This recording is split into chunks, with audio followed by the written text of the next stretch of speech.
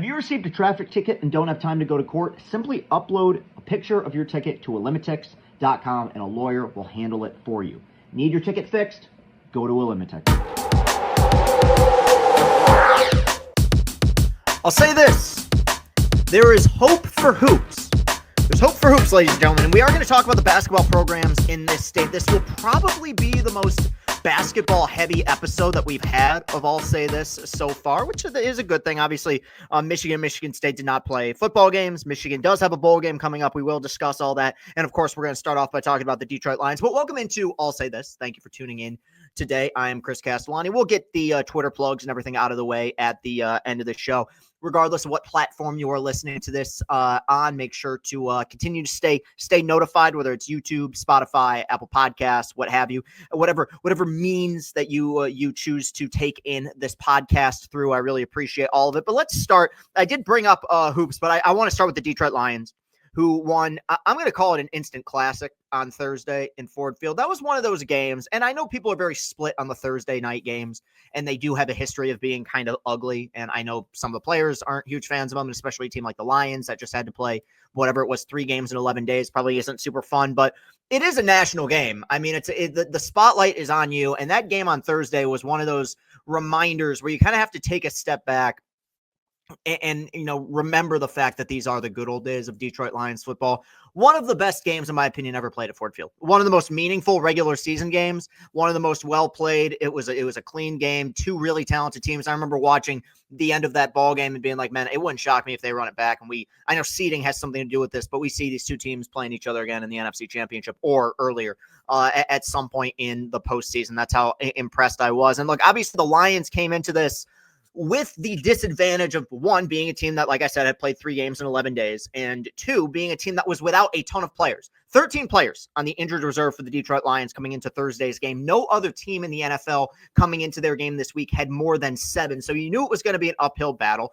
And it's a game that is, in a lot of ways, difficult to judge because, the Packers scored 31 points. Now, one of those touchdowns came on a short field after the Goff interception. They gave up some chunk plays. Jordan Love with some big throws. But, you're at such a disadvantage with so many defensive players out that in a lot of ways, I came away from that game feeling solid about the defense for where it's at. I mean, obviously, look, if they run it back over the next several weeks with that same group, they're not going to win a lot of games against quality opponents. They'll be lesser opponents, obviously, but they're going to need to get some guys to come back to get healthy. I'm not reinventing the wheel by having that take, but look, you forced a turnover on Thursday that led to a touchdown. And ultimately in the second half, when the Packers really had that offense rolling, and I know the penalty had something to do with this in on that last drive for Green Bay, but you held them to 3 when it seemed like it was almost inevitable that they were going to get 7. And that kind of set the stage for what was a phenomenal finish with Jared Goff driving the guys down the field. Lions go for it on 4th down. We are going to talk about the 4th down decisions here in a minute, but I want to start with Goff. Goff threw the interception early in the second half. That's a weird thing with Goff where he's typically very efficient with the football. I mean, he's very accurate. He doesn't turn the ball over a ton, but he doesn't have a ton of interceptions that bounce off a receiver's fingertips and go right to a safety's hands, where you're kind of like, well, you don't like turning the ball over, but it was a good throw, or, the defender made a good play. His interceptions are just bad throws. I mean, just plays where the linebacker or the safety just reads his eyes and he throws it right to him. But after that interception, I thought Goff played as well as we've seen him play all season. And you've seen Goff's name at points be thrown around in MVP discussions. And I haven't talked about it on this podcast. I think I've talked about it on live streams in the past. And I've been sort of against it.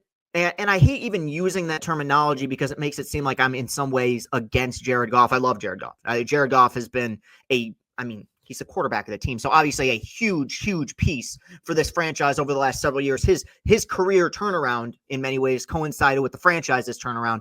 But I've always kind of been against the idea of him being the most valuable player in the league simply because he's on an offense that has so many weapons in it. And, well, hey, he deserves a ton of credit for being accurate, for not turning the ball over, for being clutch in the 4th quarter, all of that. I just feel like when we're talking about most valuable, I look more towards the Josh Allens of the world, or this year, the Saquon Barkleys of the world. In past years, we talk about Patrick Mahomes. But really, Thursday's game was the first time where I'm like, man, even if he doesn't win it, Jared Goff does deserve to be at the forefront of the MVP discussion, because you get into that fourth quarter. Deep in the fourth quarter, it's a tie game. You're playing with a defense that's banged up, right? You know you have to establish a drive, and Goff came out there in the final possession of that game and was perfect. He hit every single throw that he needed to make, and he hit a few in the second half after that interception. He was basically flawless, completed his last 13 passes, and that it wasn't 2-minute drill, but whatever it was, they had 4.5 minutes, I think, left on the clock coming into that final possession. That was as textbook as it could possibly be. They started the game with a perfect drive. They ended the game with a perfect drive, and a big reason for it was that 16 was as efficient as they come. Now, I think the receivers deserve a lot of credit as well, and I've talked about him a little bit before, but the emergence of Tim Patrick, to me, in this offense, it's one of those things where the numbers won't reflect necessarily how valuable a player like that is. Now, he scored his first 2 touchdowns in almost 3 calendar years. That's another, great Detroit story. But to me, I feel like if I'm a defensive coordinator and I'm looking at all the weapons that you have to worry about in this Lions defense, and it's the equivalent to me of a really good lineup in baseball where you have a great heart of the order, but then they just happen to have a number 7, number 8 hitter that can leave the ballpark as well. Because you say, okay, we got to make sure that our defense is holding Gibbs and Montgomery and Goff and J-Mo and St. Brown in check and Laporta. And okay, yeah, this other receivers just started going off a little bit. Like it just is another layer that makes this offense, at points when it is really firing on all cylinders, damn near impossible to stop. Just a brilliant game, and a lot of really controversial, I guess, but gutsy coaching decisions from Dan Campbell. And with this being a nationally televised game, or is it televised, nationally streamed game on Amazon Prime, that did kind of lead to a greater discussion about the Lions offense, about Dan Campbell's decision-making, which is so interesting to me. Just to recap here, Lions win 34-31, incredible game, amazing atmosphere at Ford Field. As of the time of this recording, the Eagles are in some trouble. Hopefully the Vikings can lose. I'm not going to talk about that and cross those bridges till we get to it. I just want to talk about the Lions this week, but Detroit went for it on 4th down 5 times on Thursday's game. 2 of them resulted in touchdowns. They converted 4 of them. The only one that was obviously the most controversial or the most reckless, I would say, of the bunch was them going for it on their own 30 on a 4th and 1. They ran a pitch play to Jahmyr Gibbs. He got stuffed, and that led to a Green Bay touchdown. Obviously, in hindsight, 2020, pretty reckless decision. If it works, you look like a genius. But over the last several days, it's become a national topic of discussion.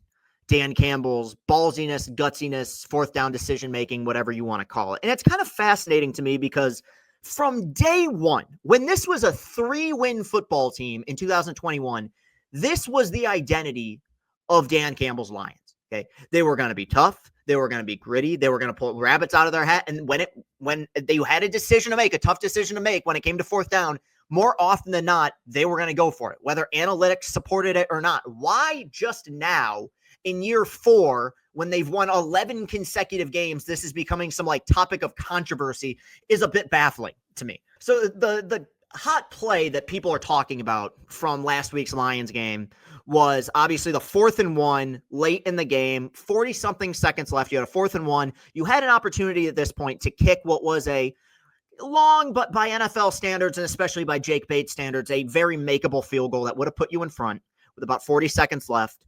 And you would have given the Packers the ball. They had no timeouts, but it would have had the opportunity to drive down the field, kick a field goal. Lions would have probably been in some sort of prevent, so I can't imagine a touchdown. But if you hit something over the top, maybe you score a touchdown, take the lead, win the game, what have you. Lions elect to go for it. Jared Goff falls down after taking the snap, hands it off to David Montgomery. He scampers for whatever it was, 15 yards. They get themselves closer to field goal range. Jake Bates kicks a field goal as time expires, and the Lions win. Let's go back to that 4th and 1 because people have been talking about it, and a lot of people bring up the percentages, and a lot of people have brought up analytics. And this is something that I've mentioned on this show before, but I think it's something I have to elaborate on a little bit more so on this episode because it has more to do with the team that we're talking about here, the Detroit Lions. You guys know that if you follow my baseball stuff, I am big into analytics. I pay attention to wins above replacement. I pay attention to nerdy stuff like ultimate zone rate, defensive runs saved, all the advanced numbers that, is on base percentage even an advanced analytic at this point? I guess if you're talking it compared to the traditionalists out there, I guess it is. But to me, analytics in baseball, they're advanced stats. And if I'm making a decision on something, which you do in sports, I want access to as much data or data as, I don't know why I said it like that, as you could possibly want when it comes to making a decision. It's like that in sports. It's like that in life. If I'm buying a car, I want as much access to know what that car entails. What's its horsepower? How many miles to the gallon? How does it run in the snow? Does it have, I don't know shit about cars. Does it have the little camera thing on the back when you're backing up so you don't run into a dumpster? Does it have GPS? All that stuff. You want access to those advanced analytics to make sure that you're getting the best product possible. I bring all of this up, the classic Castellani roundabout here, to let you know that while baseball analytics, I think, are more often than not a very good tool, I think football analytics are whack. And I think that football is trying way too hard to catch up to baseball. And it has a long way to go before I start trusting that data and trusting those numbers. I've gone off about 2-point conversions. Okay. We saw the same thing with James Franklin and his rock brain running another 2-point conversion on to try to cut it to 6 points against Oregon the other night in the Big Ten championship game. They tried to run a Philly special and got stuffed. Awful decision-making. But here's the consensus that I've come to with this. And it does come back to the Lions 4th and 1 decision to go for it that ultimately led to the Jake Bates game-winning field goal. When it comes to baseball analytics, it's more individually based. We can assess and get a better idea of what the value of a player is, an individual player is, based on those numbers. I'll give you a prime example from the kind of early 2010s where people realized, wow, the advanced analytics really love this player. Ben Zobrist, ultimate utility guy, played for the Rays, played for the Athletics, was World Series MVP for the Cubs when they won it all in 2016. Wonderful player. And he had a year, I think in 2011, where he had a wins above replacement of like 7. And people looked at the advanced numbers and they realized this guy gets on base. He not only plays a bunch of different positions, but he plays them well. He's a valuable defender at a bunch of different positions. And while on paper, the traditional numbers may not wow you, you take a step back and you look at those advanced numbers and say, wow, this guy is really valuable to this team. And I believe he got some MVP votes that season and proved himself to be a multi-time All-Star and incredibly valuable player all throughout his entire major league career. That's individually based. When it comes to football, from what I've seen, analytics are more team-based. The problem is a team is a bunch of different cogs all trying to be a part of the same assembly. They're all trying to move in one direction. And if one cog doesn't fit, then the entire team is out of whack. The reason I bring this up is that analytically, Dan Campbell's decision to go for it on 4th and 1 when the Lions had an opportunity to kick a field goal and take the lead with 40 seconds left, analytically was very reckless. Here's the problem. Analytics don't take into account the fact that you got 13 players on injured reserve. Analytics don't take into account momentum. Analytics don't take into account the fact that you have a team that has played 3 games in 11 days, 12 days, what have you.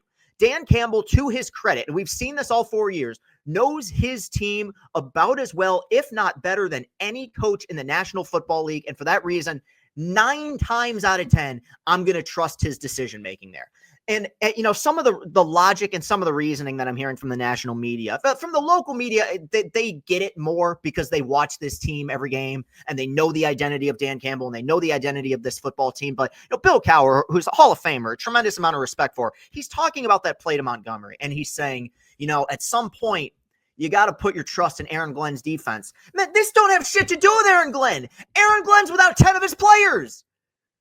It's not about not trusting Aaron Glenn. It's trusting an offense that consistently throughout this season and through parts of last season has been historically good, with an offensive line that is impossible to get through, even without Taylor Decker.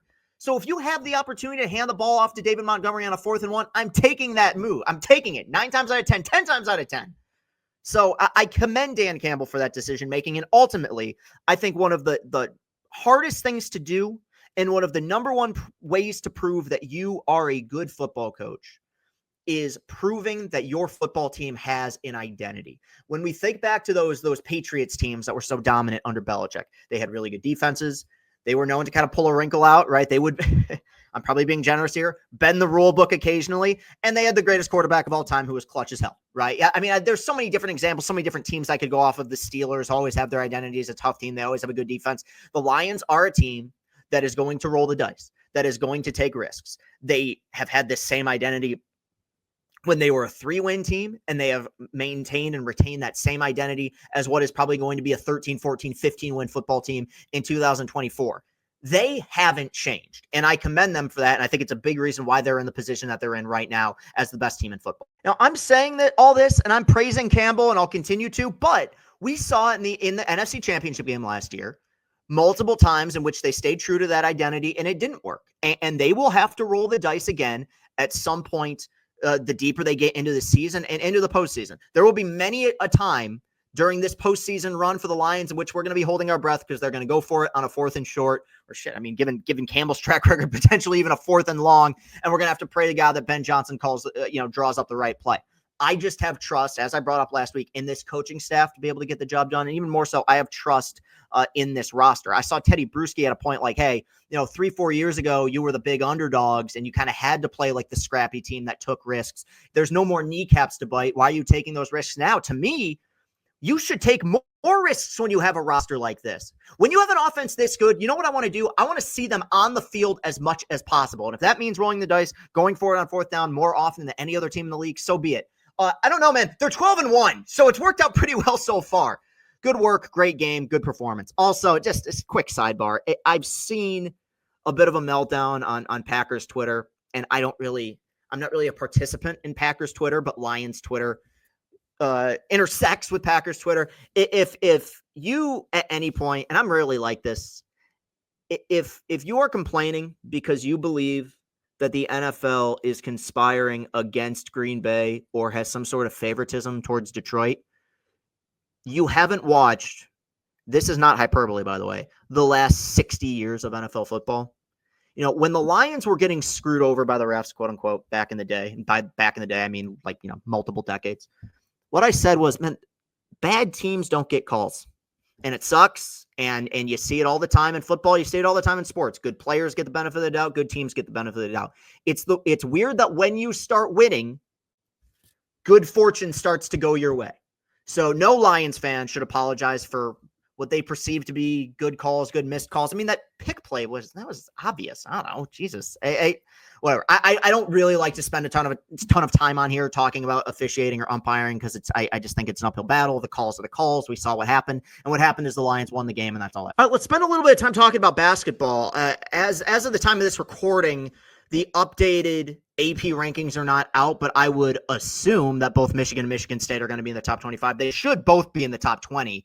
Really, with how they played. I'm gonna finish by talking about Michigan, but I want to start with Michigan State here because I'm not gonna necessarily say that I've been unfair. I'll just say that maybe I jumped the gun with Michigan State, where I came into this year saying I'm gonna judge them a little bit differently because I think over the last several years I've consistently given them the benefit of the doubt, waiting for things to turn around because hey, it's Michigan State, hey, it's Izzo, it's what they do. They turn it on late, and really they haven't. Last year's team was a mess, and by a mess by Michigan State standards, meaning they still won a game in the tournament and they were an 8 seed and had a tremendous, an automatic bucket in Tyson Walker. But you get my point, right? There was kind of a sloppiness to that team from the beginning. And I watched the first few games of Michigan State this season and I said, okay, they're not bad. They won't be bad. They'll be a tournament team. They always are under Izzo.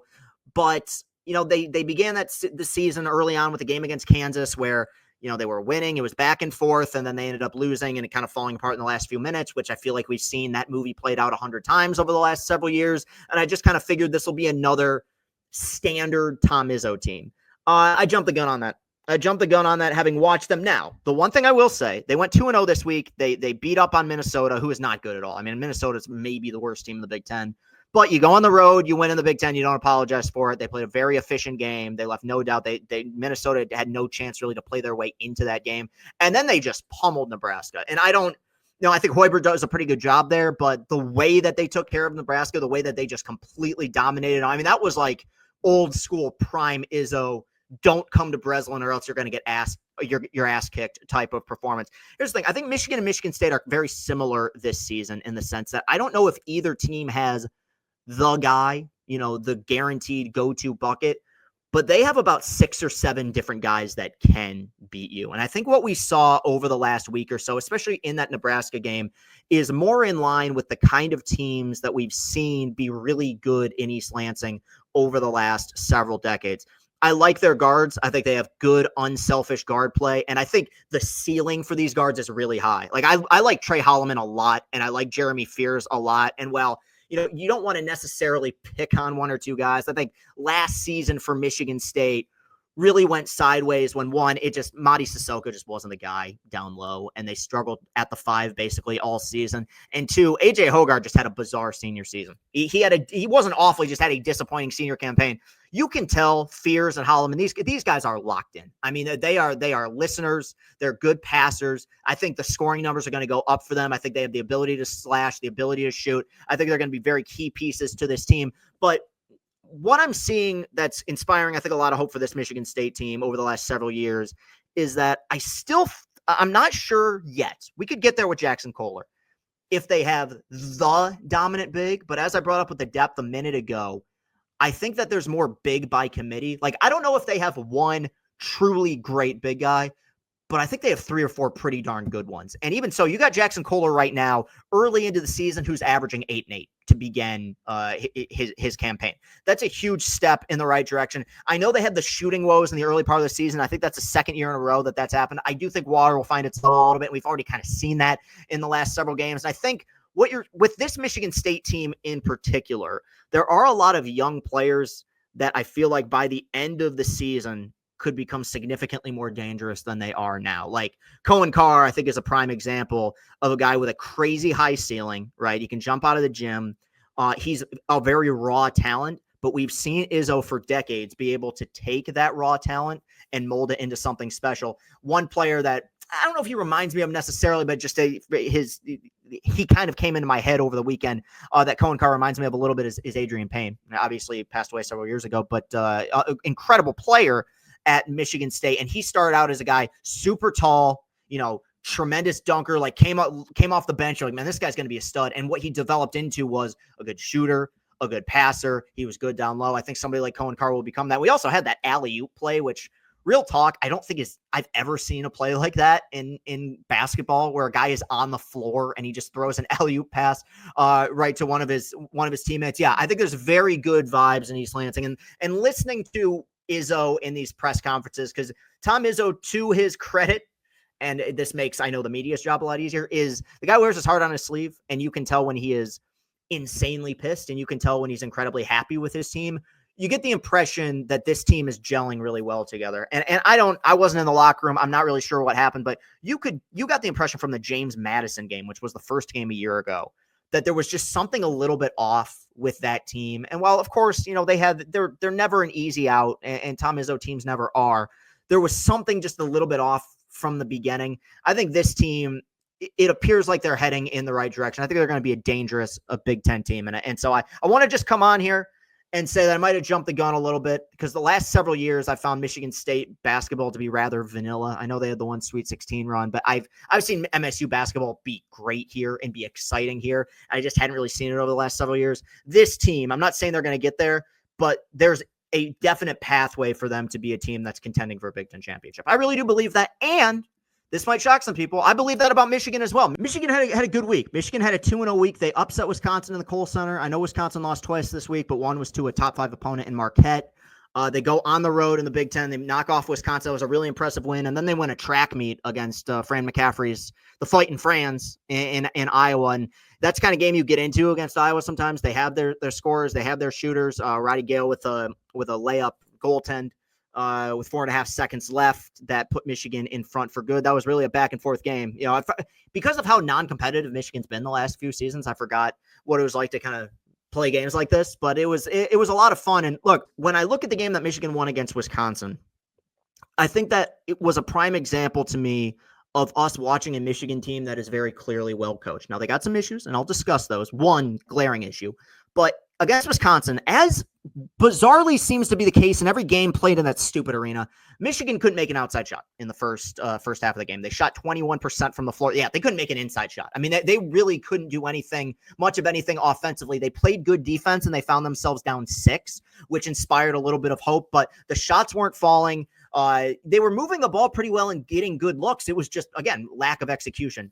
In the second half, Dusty May completely changed up the game plan, which was we have a height advantage every time these 2 7-footers are on the floor. And we have 1 7-footer in Danny Wolf who doesn't play like a 7-footer. The guy basically plays like a guard. He can drive, he can slash, he has incredible passing ability. And so you get him at the top of the key, you get Vlad Gold at the bottom of the key. We're going to run that pick and roll until they're blue in the face. We're going to run it until they can stop it, and they couldn't. And you got 2 huge games from these 2 big guys that ultimately led to Dusty May getting his biggest win so far at Michigan, upsetting Wisconsin.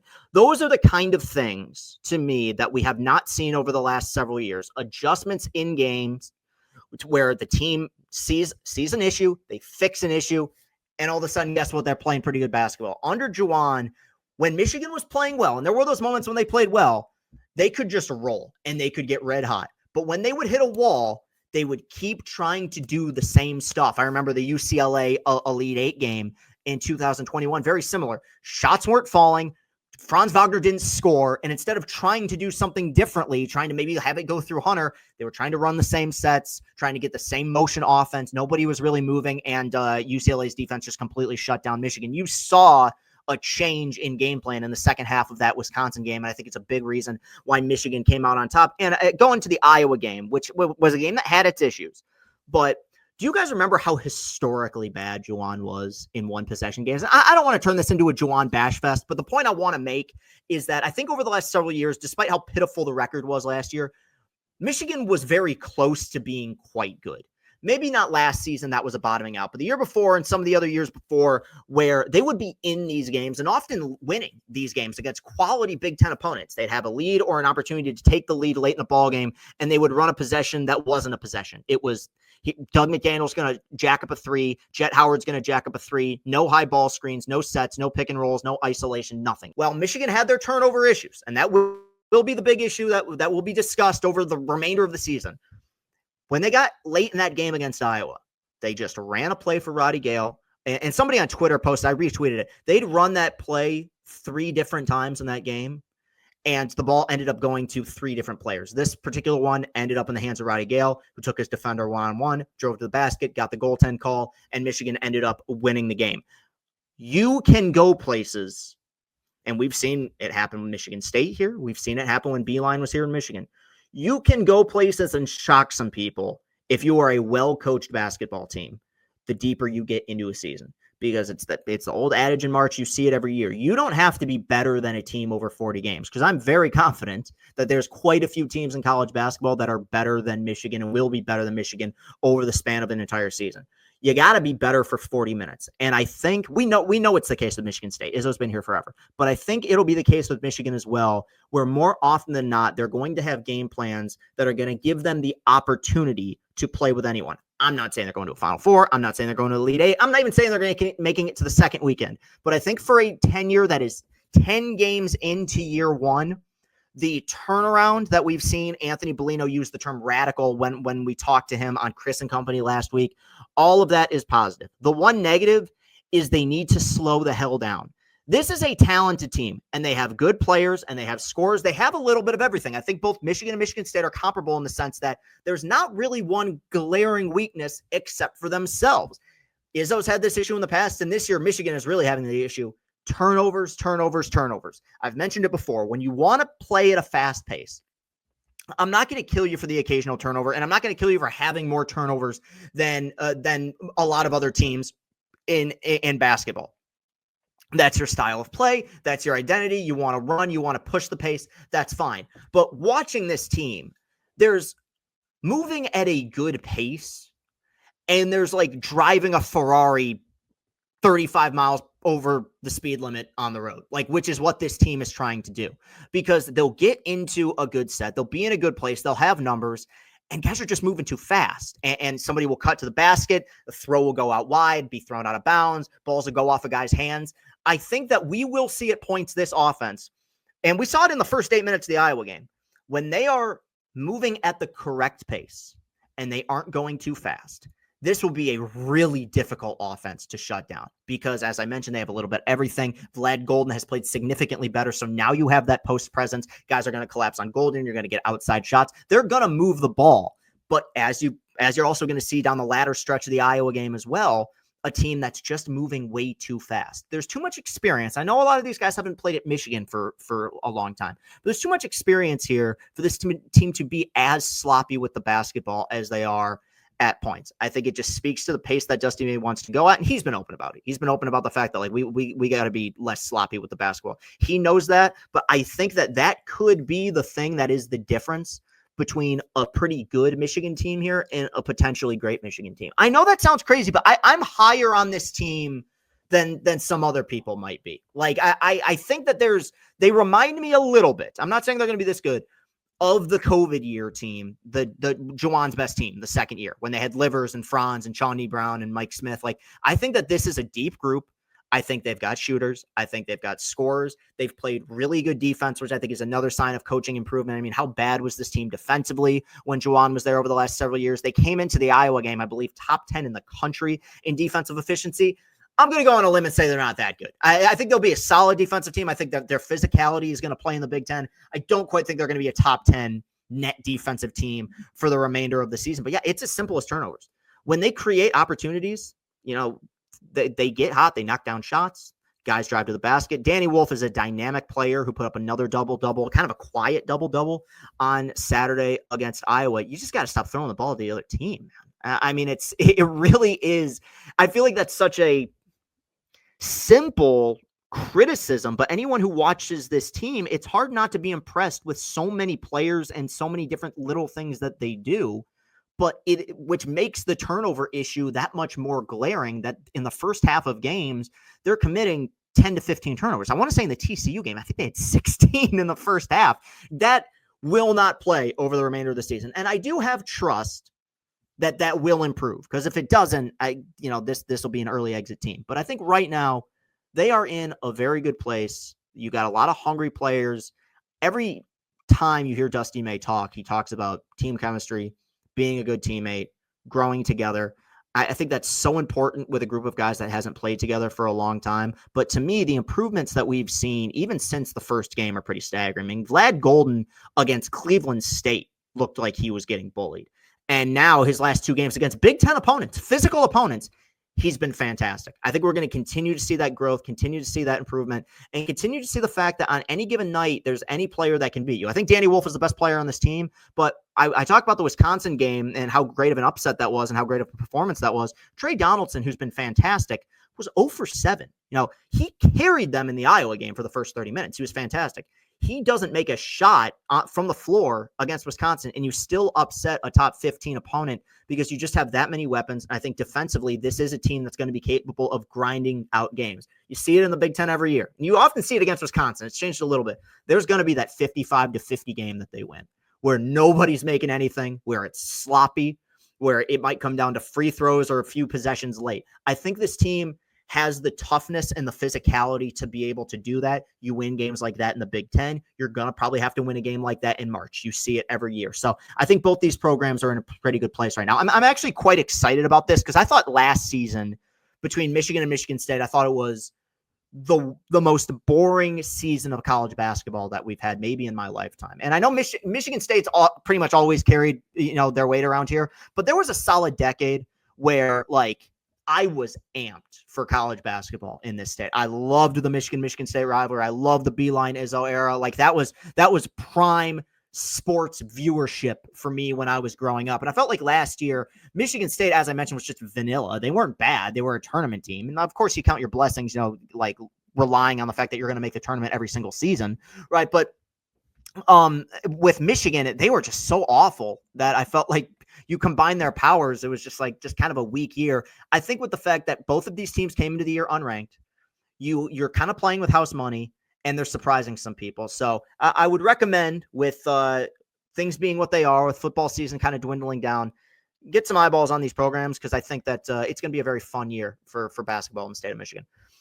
One last thing. It was just announced while we were recording this, Michigan was going to play in the ReliaQuest Bowl on New Year's Eve in Tampa. Yes, Michigan football does still have another game to be played, and they will be playing Alabama. There were some whispers about them potentially playing Ole Miss. That will not be the case. They're going to be playing Alabama. I can't think of any game in the history of my fandom that is going to feel as weird and as difficult to judge as the upcoming bowl game Michigan's about to play against Bama, because everyone's going to sit. I would be very surprised if any of Michigan's star players play in this game. And really, if it was the Outback Bowl, which I think is what the ReliaQuest Bowl used to be, at least there was some tradition. I mean, what even is ReliaQuest? Like, I'm not knocking anybody for sitting out this game. So all these things are true. It's still a disappointing season. There's still a lot of question marks. You still beat Ohio State, and you still got Bryce Underwood. All that's true. So you kind of mix them in a pot. It's the very definition of a mixed bag season. I don't know what Alabama's situation looks like in regards to who's going to sit out for their bowl game, if they're going to have guys that are going to be out as well. It's not just Michigan that's going to have guys potentially sitting out. So I don't know what their situation is, but even if they do have guys that don't play, I mean, I would imagine Alabama is a much better team than Michigan, and that this probably won't go very well for U of M. Regardless of what happens, I can't imagine coming out of that game being super, super critical. I've seen what I've seen, and ultimately they ended up pulling out the most hilarious victory in the history of Michigan football a few weeks ago, so it's hard for me to be super, super upset, and they just had a great recruiting class as well. That's one thing that does inspire a lot of hope, is Sharon does seem to be killing it on the recruiting trail. One last thing, I wanted to talk about Michigan State football real quick, because I got some criticism. I had a video that did well. I mean, that's if that's criticism, so be it. I mean, it got numbers in which I talked about Michigan State football being unserious. Maybe a bit harsh of a word. Maybe, I don't know. It's a headline. But I just want to bring this up because this is one thing that does bother me a lot about the Michigan State football program. Look, Michigan, do I think that Jonathan Smith will ultimately do a good job at Michigan State and they'll be a competitive team in the Big Ten? I do. Yes. I really do. I think he's going to be fine. I don't think this year was a success. I think that they regressed as a football team after the Iowa game. But if you want to hear more about that, you can listen to other segments I've done on this show. Here's the problem, is that I know for a fact Michigan State fans want Michigan State to be a top-tier college program.